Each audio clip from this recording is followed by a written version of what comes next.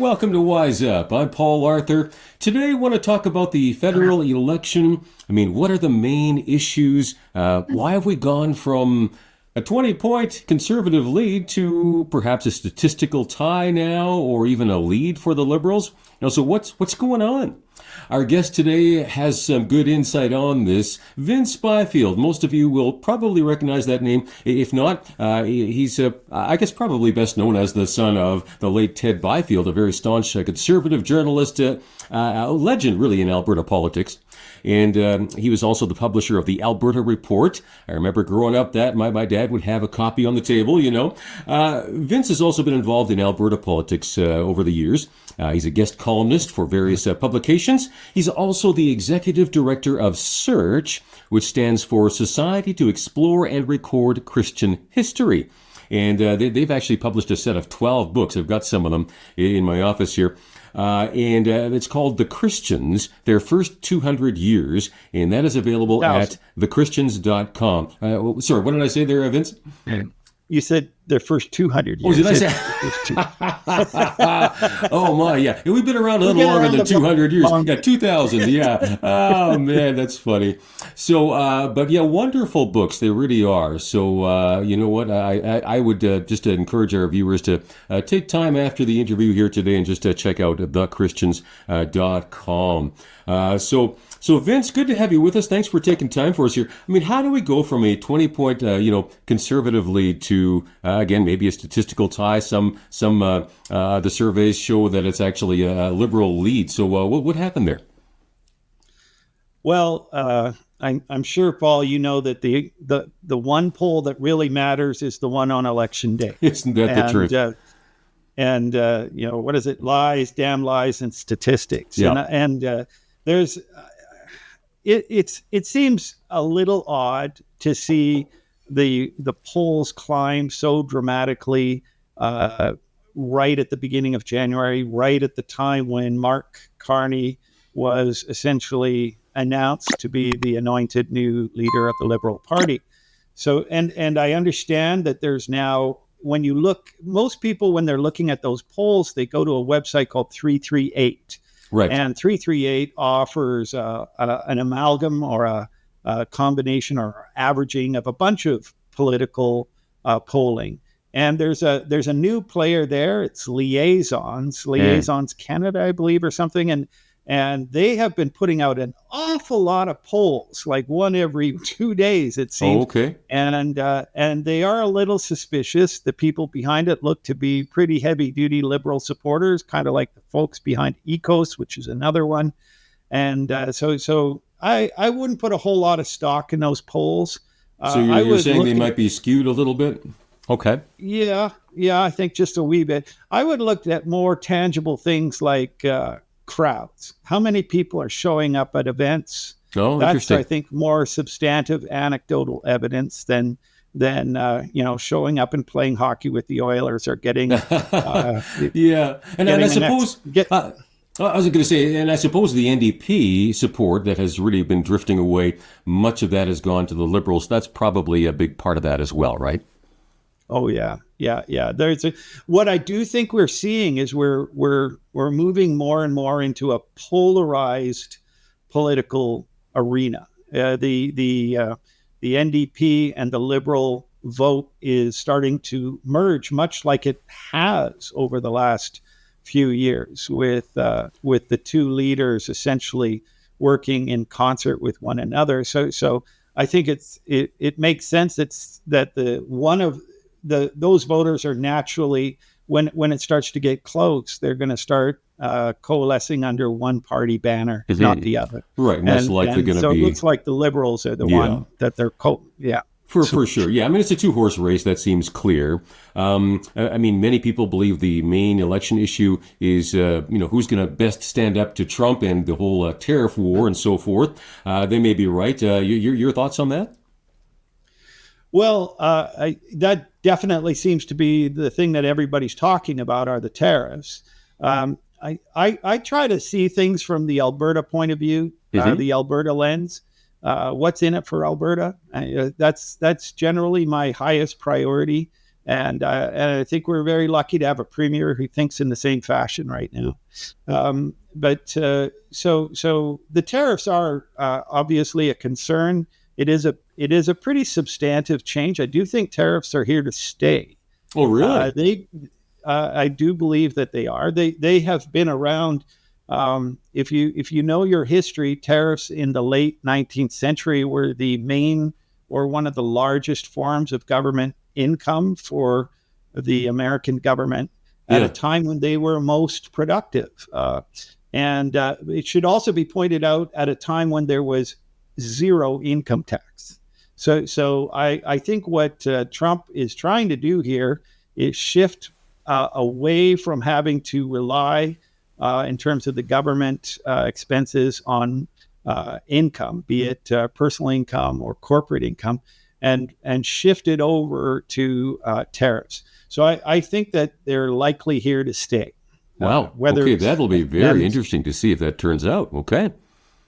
Speaking of, going back in history, you're saying, back to the 1920s and so forth, it's fascinating. Of course, people by now have noticed, hey, there's something over your right shoulder there behind you, Vince. It says the record tells the story, you're saying this is actually the original from Bible Bill. William Aberhart, the Premier of Alberta, I think from 35 to 43, something like that. And of course, he had a coast to coast Bible show, and he wasn't shy about his faith at all. And he was the premier, and he took this on the election campaign tour. You're saying in the back of his flatbed truck, is that right? Well, essentially, you got the gist, the main points there. So okay. I call this his 1940 PowerPoint presentation, right? So it's it's about a 40-page book. It's about a little over 3 feet high, and it's about 2 feet wide. Each page is made out of canvas. And what William Aberhart did is he would go from town to town in Alberta and then get up on the back of a flatbed truck, call up a crowd, and then he'd mount, you can't really see it here, but the spine, it's held, the canvas pages are held together by I think it's oak, 2 pieces of oak, and they're screwed together. And up in the corners, I don't want to move it because it's a delicate beast here, but up in the corners, he stitched grommets into the top corners so that when he got up onto the top of the flatbed, he would take this vertical beam and then he would mount the spine of this book on the vertical beam. And then in order to keep the pages open, he mounted a horizontal beam about 2/3 of the way up of the beam. And so kind of like this, right? Mm-hmm. Yeah. and then on the two ends of the horizontal beam, in order to hold the pages where they were, he put one nail on each side, right? And so then when he turned the page, and it would hook onto that nail. And so I'm sure you're starting to get an idea of the symbolism of what he had there. Yeah, he had a cross there. Very interesting. He had a big cross, complete with nails on the side. Oh, my, that's incredible. And he would go from event to event, you're saying, and he'd actually go through the records of, I guess, his party record compared to the others, and just here's the facts, 100%. Flip it before them, and people responded well to it, obviously. Well, they reelected him in the middle of a war, no less. So he all this talk, by the way, of not having elections during war is, in my view, highly undemocratic, and not been the case here in Canada. We've had elections during both World War I and II. But yes, he did it in 1940. And it did its job. It got him elected. Okay. Now, as you point out, he died in office in 1943. And as you also stated, he was known as Bible Bill Aberhart because of his radio show. Every week, the premier of our province would go onto the radio and talk about the Bible with regular Albertans. And Ernest Manning, just so we understand, he was the next premier. He's Preston Manning's dad. He was our premier from 43 to 1968, 25 years. Yeah. He got elected 7 times. Wow. So there's obviously something he was doing that resonated with the people of Alberta. So fast forward to today's society. Today's society, of course, is much less religious. That's very clear. So things have changed. So I guess my question would be, Vince, can today's leaders, Mark Carney, Poilievre, can they learn anything from Bible Bill Aberhart? Yes or no? Would any of those things apply today? I'd like to do a little bit of a correction there, Paul. I would say that today's media is much less religious. Oh, interesting. I would point out that when you go to, I was one of the directors on the United Conservative Party provincial board. Yeah. And we, as you've probably mentioned this before, but we've been bringing record numbers to our provincial annual general meetings. The last one being in Red Deer, where we had upwards of 6,000 people show up from all across the province. Just so you understand, a regular provincial annual general meeting for a provincial party has typically around 1,000, and we had 6 times that. And we began with opening prayer. Just so we're clear. Well, that's really all 6,000. Wow. So, and I would tell you that a lot of people that are very engaged in provincial politics today are of the faithful. Okay. Again, I'm not sure if that is the same case federally speaking. Perhaps not. Alberta tends to be perhaps a bit more religious than other provinces. But you're saying hope is not lost. And I think you would agree that. I always tell our viewers, we need to get involved in all areas of life, including politics, to bring influence to our nation, right? Absolutely. I think in fact, I would argue that we're obligated to. I mean, if we look at our Lord, there's one particular event that doesn't get a whole lot of play in church, but it has to do with his visit to the temple and his exchange with the money changers of the day. And this is that we're verging on the political here, right? If the scripture is correct, and I believe it is, he actually took out a whip. Now, this is our Lord and Savior, Jesus Christ, the one who's often portrayed as a man of peace. Here he is taking a whip to the money changers, right? So sometimes we got to clear the corruption out, right?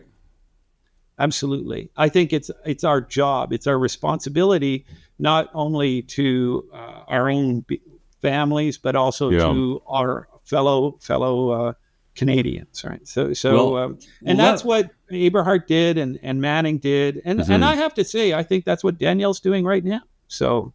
Okay. All right. Well, let's switch to federal politics for a moment, and it'll come back to provincial here as well, because I want to talk about Smith's some of her demands here right now of the federal leaders. And of course, I want to put a little caveat in there. I don't think that politicians are the answer for Canada's problems. Ultimately, I do personally believe that Jesus Christ, God, is the answer to our nation's problems, big picture. However, this is certainly an integral part of what's going on here is our politics and, the influence it has on our nation day to day. So if we go to the current federal election here, affordability and climate change are certainly big factors. Poilievre has long promised to axe the tax. Now, Mark Carney is also dumping the consumer carbon tax. So the question is, do you think voters will trust Carney to put the economy ahead of climate change, yay or nay? Of course, he's still got the industrial carbon tax in there, whereas Poilievre wants to axe that as well. So do you think voters would trust him on that one? I think it always comes down to jobs, right? And so right now, Carney is, as far as I can tell, pretty much adopting whole hog Pierre Poilievre's platform. And that's because Pierre's platform is the winning platform. And Pierre has very carefully crafted that platform by listening to Canadians all over the nation for many years now. And he has been planning for this. And so, quite frankly, I'm of the view that Carney is just stealing from his playbook to get elected. And then Liberals will then do what Liberals always do, which is say one thing to get elected and then do whatever they please afterwards, right? Right. And to be fair, I mean, conservative governments in the past have also been guilty of that, to be, honest. However, I hear what you're saying there, and there are a lot of, pundits out there noticing what you're noticing. It seems to be, wow, he's taken those pages of his campaign right from Carney's from Poilievre's and you'll playbook. Also notice that he's also called an election early, right? Yeah. And so I think the rose is not the smell of the rose is becoming a little rancid, so Carney I think knows that he's got a limited time before the truth prevails, and the truth always does. And so he had until October for this election, and he chose to move fast, really fast, and that's because I think he knows that. More and more, with each passing day, more and more Canadians are wising up to his game. So, well, time will tell, I guess. I mean, at this point, he's got a lead, but it's like anything else. If you're going to vote for somebody to lead your nation, you need to know who that person is. And Canadians haven't had the time to get to know Carney, and there's certain things that he probably should have disclosed by now, at least according, to his finances and so forth. That hasn't happened. Of course, he's not required to do so, but, lots of pressure on him to just do it because we need to know who we're voting for, right? Now, Premier Smith has laid out 9 demands to our federal leaders, including no emissions cap on oil and gas. And according to Smith, that Carney told her one thing in the private meeting and a different one, of course, the next day. So the current situation is that there will remain an emissions cap on oil and gas, correct? Yeah. I think if you have to know Carney's real story, you have to go by what he's willing to put down in print, and you have to read the things that he wrote in his book Values. And that if you can trust anything that Mark Carney will say, then it's going to be more likely than not what he actually wrote down. He seems to change what he wants to say literally by the day, right? And that was demonstrated between the conversation he had with Premier Smith and what he said the following day. So I personally don't consider anything he says to be. This is the same gentleman, remember, who just a little while ago was telling people that Canada was the largest supplier of semiconductors to the Americans. Even my 13-year-old knows that's poppycock, right? But going back to, I think there's a much larger issue at play here. So Albertans are probably going to be voting Conservative. Why do I say that? Well, because we voted Conservative basically for the last century on the federal seat. The last time we had anything that came even close to not Conservative was 1921. With the progressives, right? But we essentially vote Conservative federally. And the question that more and more Albertans are asking themselves is, what has that done for us? So we've had, let's see now, we've had Bennett, Diefenbaker, Clark, Turner, Campbell, and Harper. We've had 6 prime ministers who came from Western Canada. Now, they've made changes often for the betterment of all Canadians, but what have they done when it comes to Western Canadian grievances? And the only one that I can think of is Diefenbaker in the Agricultural Stabilization Act of 58. But really, and even, I have great respect even for former Prime Minister Stephen Harper, who did a lot of great things to make Canada better as a whole. But it's important to note that he also reaffirmed the equalization formula under his watch. And so we now have a referendum. We've had a referendum here in Alberta that said in no uncertain terms that we want the equalization program to end.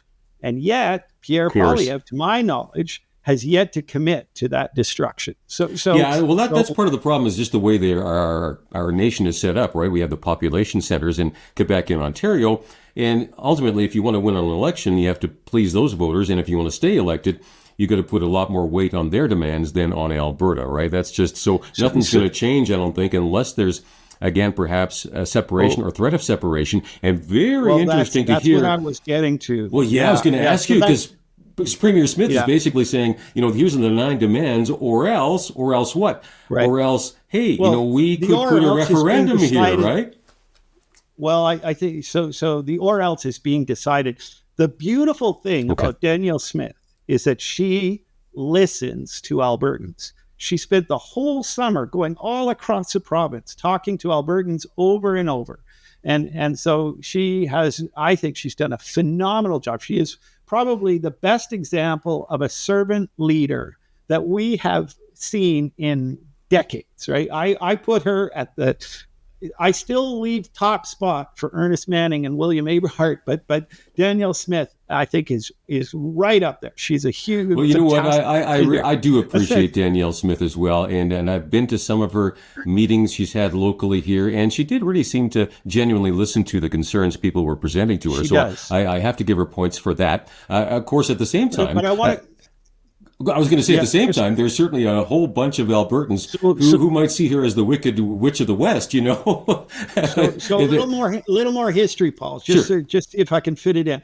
So back in, I think it's 1911, a book was published by Alwyn Bramley Moore, who was an MLA out of East Edmonton, and it was called The Case for Home Rule. And it was essentially a separatist manifesto. He was a liberal MLA.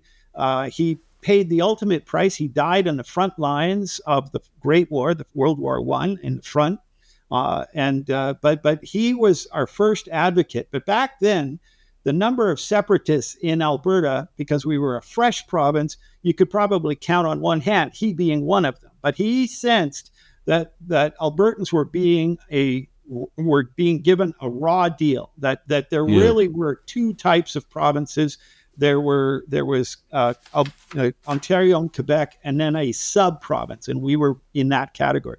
So since him, every time there has been grievances, the separatist element grows. So it rises and then it ebbs and it rises and it ebbs. Now, during 1930s, the reason why Aberhart came to power is because we were in the middle of a depression, and he desperately trying to get our economy going, and he was trying to pass all sorts of legislation, which he was able to get through legislature, but it was stopped dead by the lieutenant governor. There was fights between the premier and the lieutenant governor that were quite famous, and he couldn't fire the lieutenant governor. The lieutenant governor would not pass them, so instead he couldn't fire him. So he cut the gas off at Government House. He cut the electricity. He fired the staff.